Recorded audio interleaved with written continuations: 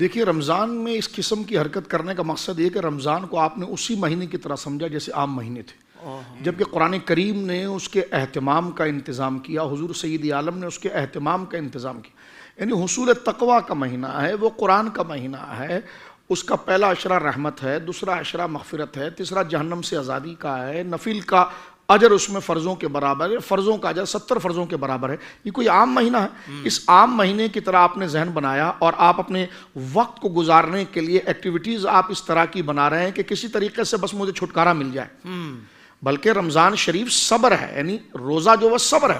اس قسم کے حالات ملیں گے اور اس قسم کے بازاری لوگ آپ کو مشورہ بھی دیں گے، لیکن آپ نے ان چیزوں سے ہٹ کر اپنا وہ وقت عبادت ہی میں صرف کرنا ہے اور قرآن ہی کے قریب صرف کرنا ہے. مانا کہ وہاں سے اپنے آپ کو کھینچ کر لانے میں آپ پر دقت ہوگی، مشقت ہوگی، تو اسی مشقت پر صبر کرنے کا نام روزہ ہے.